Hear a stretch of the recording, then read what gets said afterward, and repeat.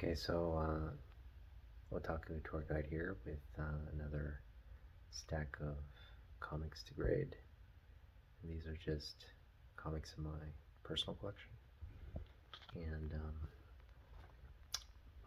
just a quick synopsis, I'm putting together a 25 book submission. So again, I just want to kind of categorize the ones that would fall in the 9.8 category. It's not that I would submit these books. A lot of them are just don't have any value. In a high grade, they might be able to sell them at a higher cost, but then really there's no demand for these books. So that's something to consider before you submit. But for me, it's just kind of having an inventory of what I have. And so I want to be able to know, okay, these are the ones that are of higher grade or of 9.8 caliber potential, and kind of write those down for potential submissions. So we're continuing on with, now we're getting into my Marvel, and these will be books of a little bit more value as we work through sort of the common to mid valued comics. We're going to save the more valuable titles or the more valuable issues toward the end of this series. So yeah, thank you for sticking around thus far. Hope you're enjoying the content.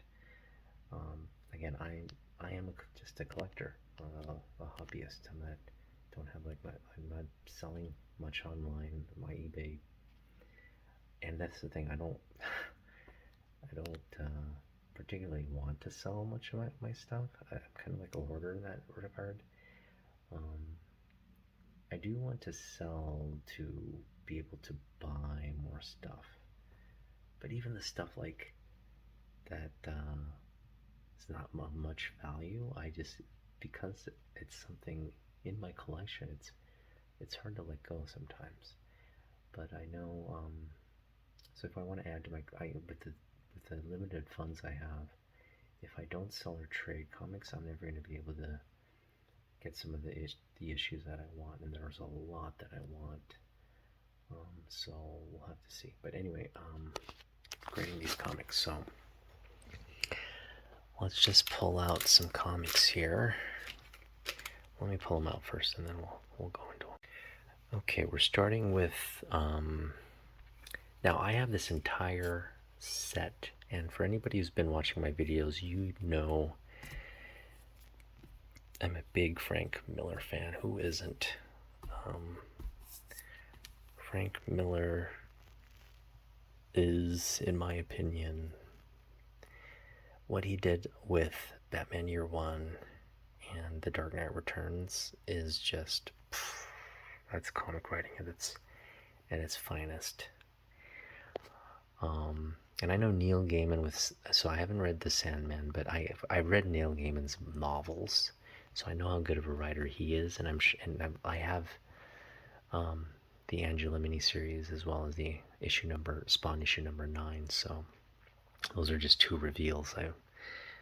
We'll get to number 9 eventually, but those are two reveals, early reveals about some of the key issues that I have. And I know he's a great writer as well. There's Chris Claremont. I grew up, who didn't grow up reading Chris Claremont? So lots of great artists, but this Frank Miller Daredevil just doesn't get enough love. It's John Romita Jr., it's Frank Miller. I know it's probably has a high print run. So I have the entire, I think it was a 4 or 5 series. I have all of the titles here, and this is an extra copy of number 1. It's a real clean copy. I know this is clean. The other 4 in the series are ones that I've read. This is actually the copy that I haven't read, and I'm sure so clean, absolutely clean. flawless. And it's just Matt Murdock basically, caressing his, or holding his dad's dead body, bloodied body. And this is sort of the origin slash, it's an origin slash sort of,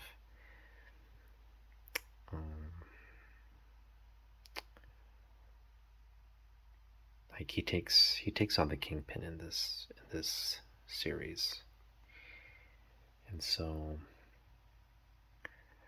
and yeah, Daredevil, the man without fear. So this is just a great story. I really like this book. It introduces all the characters: Elektra, Stick. In fact, it kind of reminds me of the Netflix Daredevil series. Drew a lot of elements from the Frank Miller, this series specifically. So I still don't understand why this book is so undervalued. Again, the only thing that I think Daredevil overall as a title is underappreciated, and also probably this is, again, a high print run, but this is a beautiful copy. I think I will get this graded. Doesn't hold a lot of value, but it holds a lot of value to me because I just love the story. It's Frank Miller, John Romita Jr. And these are the Seattle Mariners. I went to this game.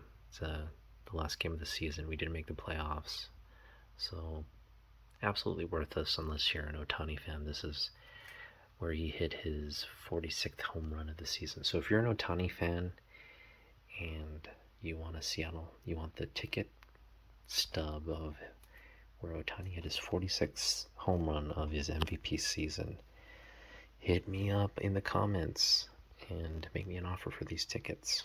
I got 2 tickets. I do want a lot for them, so. Alright, so we've added, how many books we have now? We've got 8, 9, 10. We've got 10 books. We're getting there. We'll get to 25 easily, I imagine. So this is another great John Romita Jr. cover. Now we're getting into the Spider-Man titles here. And I've shared this cover on my Instagram page. In fact, you've probably seen a lot of these covers on my Instagram page. This is beautiful. So this is the Trial of Peter Parker, part 1 of 4. Let's just go with the grade here. It's a black cover, so, but I think that's looking clean. Boom. Let's go down slowly. Going down slowly. It looks good. You can tell I take very good care of my comics after all these years. Okay, so yeah, looks good there. Caught our first glimpse of something. That right there is a color breaking spine tick. 1. And that will take it out of 9.8 contention. That will. So the question is this going to be sort of just a, yeah, this book does not, I think this is like a $5 or $6 book. Just doesn't have enough value to warrant submitting. So while this will get me a 9.8, I'm sure, this won't, and so this I won't be submitting. We'll put that off to the side here. This is my next comic. Sort of the same. I think this is worth a little bit more because it's the new Green Goblin. It's got this cool hologram as well. I don't know if you can see it through the bag, and it seems a little... I don't know if these holograms warp over time. I just kind of recall. Anyway, the Green Goblin's in there somewhere. Or Spider-Man's in there somewhere, sorry. What is it? So it's a 3D hologram. I'm just going to look through here. I know you won't see it in the camera. Yeah, so it's 3D hologram of Spider-Man. Pretty cool, actually. It says it right there. Live action Spider-Man holodisc. He's kind of turning around and stuff. But anyway, giant sized. I don't think this is has that much value. Maybe $10 at most. But let's take a look here. Looks good. Looks good. Going down the comic. Uh-oh. So we got a tear right there. When did that happen? I'm sure it happened at some point. Oh, my comics are well taken care of. That must have been like during like a bag transfer or something, but that is unsalvageable with the press. So just a clean tear and break. So this won't be going anywhere.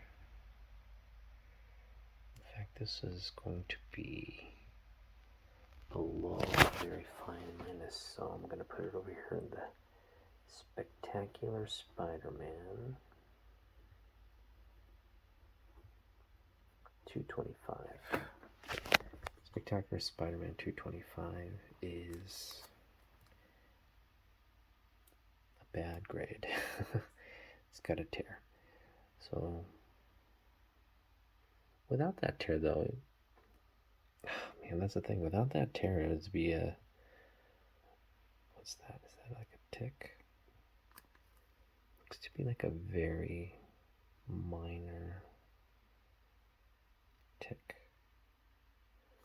I think, yeah, even without that, it would have been a high grade, but, well, oh, there's another little tick right there, so it's got 2 ticks. So, yeah, it wouldn't have made the list anyway, so not that big of a deal. This is Spider-Man 57, and I'll tell you right off the bat, this is one of those die-cut covers. This has also been featured on my Instagram page. So that is not like a bend or anything. That's part of the bag. I've also kind of examined this as well. This is also a very clean copy, so let's just go over here.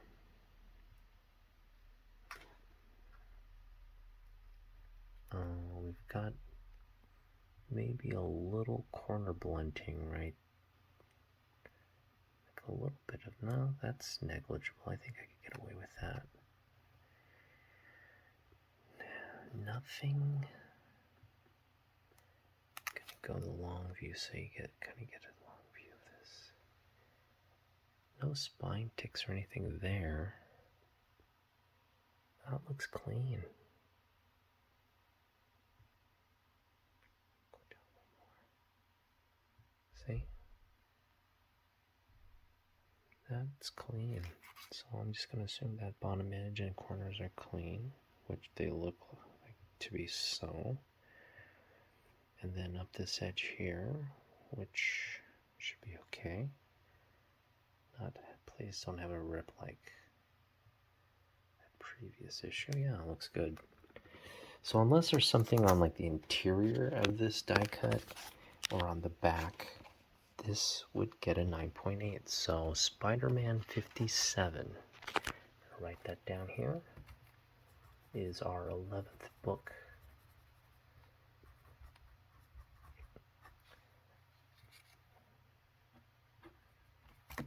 Potential 9.8. Okay, good to know. So there's a DC. It looks like we have a DC here mixed in here. This is a more recent comic I picked up at I picked up at Mill Geek Comics. I picked this up because it's 50 cents for both of these, for 9 and 10, and you know why I picked them up. Jim Lee. These are great Jim Lee covers. Whoops. And let's see. These are also very clean copies from my memory. I picked these up not too long ago for 50 cents. I was kind of bored, and I just dug through their long boxes. They got 50-cent comics in their long box, and I think if you buy you get 25 for 10. So if you're, but I mean, they don't have anything of value in there. They're pretty thorough about what they put in those bins. So unless it's a spec book that you're really on top of, just like news broke and you go in and dig, I don't think you'd find much value. Who knows? You may find something in there of value.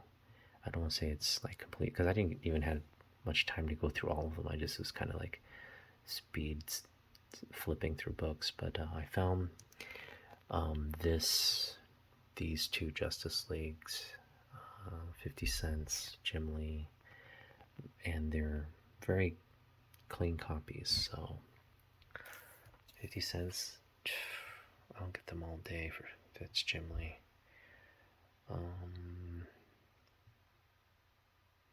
These aren't worth much. I think they're just pretty much worth the cover value. So they are 50-cent dollar bin books. But like I said, for Jim Lee collectors, you just want to buy as much of his art for as cheap as you can. Plus, continuing this issue, Shazam. So there's a Shazam. This might be worth something down the road. Alright, so there's a little bit of a blunted corner there, but what do you think, Comic Fam? Negligible? Yeah, that would not get a 9.8 grade, because there's a little bit of a tick there as well. But outside of that, let's see if we can get a good angle here. I don't know. I think that's permissible. That's permissible as a corner. You can't say that's a blunted corner. That's permissible. So this falls within the realm of 9.8 potential, and I'm not seeing anything on the spine. So very clean copy. Again, these just aren't worth anything though. 9, 10. I mean, what would I do with a graded 9, 10 other than to just say they're so? You got to consider, would somebody be willing to buy it, a slabbed version of it? So unless these are going to be convention signing copies. So if Jim Lee ever comes to Emerald City Comic Con, which I'm sure he will at some point, these will be two comics I would want to get signed by him. In fact, that Batman in the Coffin, if you could sign it just right above that, boom. And here, right next to Justice League, in that area right there, boom. So yeah, we won't get those graded. We'll just keep them as potential signed copies, signature copies. I also do want to get something of value. Okay, so this one does have value. It's the first, so part 2 in the trial of Peter Parker. Carnage appearance. And so let's take a look here. This is a clean copy as well. So those aren't stress marks, just the bag. So everything's looking good.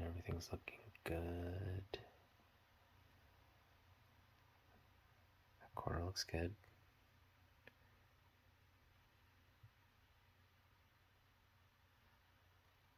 That corner looks good. And I think one thing that the magnification of this phone does bring out the errors. So that looks like an error, but it's actually, there's webbing. I don't know if you can see the webbing on the cover. That's actually webbing, so it's not actually a defect.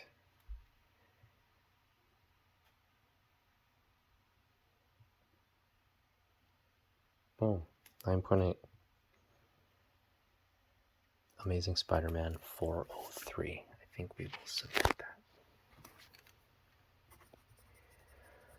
I know these Carnage books are all going up, so yeah, that will have some value. And this, oh my goodness. So yeah, that's a great cover. Now, this is not one of, so, this is Jay Lee.